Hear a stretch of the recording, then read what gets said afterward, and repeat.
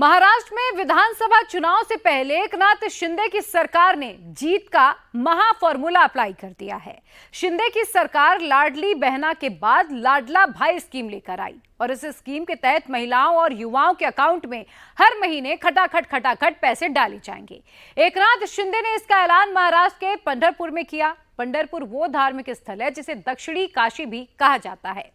यहां से जुड़े वारकरी संप्रदाय की महाराष्ट्र में 800 सालों से गहरी नींव है।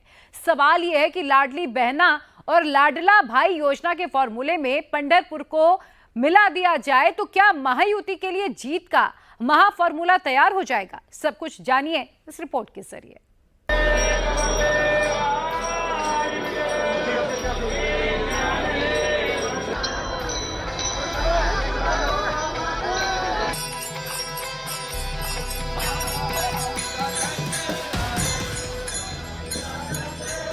करीब 100 दिन बाद महाराष्ट्र में विधानसभा का चुनाव है। उससे पहले महायुति मुश्किल इलेक्शन जीतने का फॉर्मूला फिट कर रही है। भाई बहन के अकाउंट में खटाखट पैसे डालने के लिए एकनाथ शिंदे ने बटन दबा दिया है और अब हिंदू वोटों का मैग्नेट पंढरपुर में फिट कर रहे हैं। सीएम एकनाथ शिंदे पंढरपुर में भगवान विट्ठल और रुक्मणी मंदिर में माथा टेक आए हैं। सिर पर पगड़ी, साफा और माथे पर टीका लगाए डिप्टी सीएम देवेंद्र फडणवीस भी तीर्थयात्रियों के साथ कीर्तन कर रहे हैं। महाराष्ट्र कांग्रेस के चीफ नाना पटोले ने भी पंढरपुर का रूट पकड़ लिया है। वारकरी तीर्थयात्रियों के बीच मंजीरा बजा रहे हैं। उधर शरद पवार ने राहुल और उद्धव को भी पंढरपुर का बुलावा भेजा है। सवाल है कि मुंबई से 350 किलोमीटर दूर पंढरपुर क्यों पॉलिटिक्स का हॉट सेंटर बन गया है। 24 के लोकसभा चुनाव में बीजेपी का जो वोट खिसका, क्या विधानसभा चुनाव के पंढरपुर से उसकी भरपाई होगी? खटाखट पैसा बटेगा तो क्या बीजेपी वोट बांट लेगी, अघाड़ी का वोट काट लेगी? सबसे पहले समझिए महाराष्ट्र में भाई बहन के अकाउंट में क्या आने वाला है। दरअसल एकनाथ शिंदे ने लाडली बहना के बाद लाडला स्कीम लॉन्च कर दी। लाडली महिला योजना के तहत महाराष्ट्र की महिलाओं के खाते में हर महीने खटाखट 1500 रुपए डिपॉजिट हो जाएंगे। 15 जुलाई तक जितनी महिलाओं के एप्लीकेशन मिल गए हैं उन्हें 15 अगस्त तक पहली किस्त मिल जाएगी। 21 से 65 साल की लो इनकम ग्रुप की महिलाओं में इस स्कीम को लेकर काफी उत्साह है। वहीं अब लाडला भाई स्कीम में स्टूडेंट्स को सरकार से इकोनॉमिक हेल्प मिलेगी।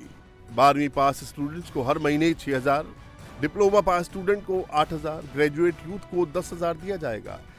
सवाल है कि महिला, युवा और पंढरपुर क्या मुश्किल इलेक्शन जीतने का महा फॉर्मूला है? ये सारी चुनावी नीति है। आप देखिए मध्य प्रदेश के चुनाव में लाडली बहना योजना घोषित हुई और इमीडिएटली दे दिया लोगों को, और अभी जाकर देख लेना कि लाडली बहना योजना शुरू है या नहीं है।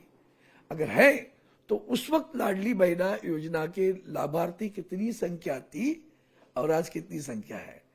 तो शर्तें रखी गई, जैसे शर्तें रखी गई वैसे डिलीट होते गए लोग। वही राजनीति यहाँ खेलना चाहते हैं। उससे कोई मतलब लोग समझ गए सारी रणनीतियां। अब लोगों ने एक बार लोकसभा चुनाव में दिखाया है। हमारे इतिहास में शाहिस्ते खान की एक मालूम है, छत्रपति शिवाजी महाराज ने हमला किया था तो शाहिस्ते खान की उंगली छटी थी, जिंदा रहा। तो वैसे इस सरकार की उंगलियां छट गई है, नाक तो कटा है। लोकसभा चुनाव में महाराष्ट्र की 48 सीटों पर महायुति का स्कोर 17 पर सिमट गया। बीजेपी 28 सीटों पर लड़ी लेकिन जीती सिर्फ 9। वोट शेयर रहा 26.4%, 32% का स्ट्राइक रेट। शिंदे की शिवसेना 15 सीटों पर लड़ी लेकिन जीती 7 पर। वोट मिले 13%, 46.6% स्ट्राइक रेट। अजीत पवार की एनसीपी 4 सीटों पर लड़ी, 1 जीती, 3.6% वोट शेयर मिला, 25% स्ट्राइक रेट। 2019 में बीजेपी और शिवसेना का अलायंस था। बीजेपी ने 25 पर चुनाव लड़ा था, 23 जीती थी, यानी 92% स्ट्राइक रेट था। लेकिन 24 में 60% की बड़ी गिरावट आ गई। ये तब हुआ जब एनसीपी और शिवसेना टूटी और एक धड़ा बीजेपी के साथ आया। अब विधानसभा चुनाव में सबसे बड़ी चुनौती पिछला परफॉर्मेंस है। लोकसभा इलेक्शन में वोट कहां शिफ्ट हो गया और लाडली भाई लाडला बहन योजना से शिंदे सरकार क्या साधना चाहती है, इस डाटा से समझिए। लोकसभा चुनाव में 52% महिला वोटर्स ने महाविकास अघाड़ी को वोट किया। महायुति को सिर्फ 43% महिलाओं का वोट मिला। 46% पुरुष वोटर्स ने अघाड़ी को वोट किया। महायुति को 44% वोट मिला।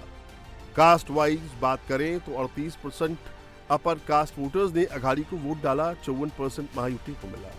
38% मराठा वोट महाविकास अघाड़ी को मिला। 57% महायुति के खाते में गया। 39% ओबीसी वोटर्स ने अघाड़ी को चुना। 35% महायुति के साथ आए। लेकिन दलित वोटर्स ने अघाड़ी को सबसे ज्यादा सपोर्ट किया। 46% दलित वोटर एमवीए को मिला, जबकि 35% महायुति को मिला। 55% आदिवासी वोटर्स ने एमवीए को चुना। सिर्फ 35% एनडीए को मिला। विधानसभा चुनाव में बीजेपी अलायंस के सामने चुनौती, इसी छिटके वोट बैंक को साधना होगा।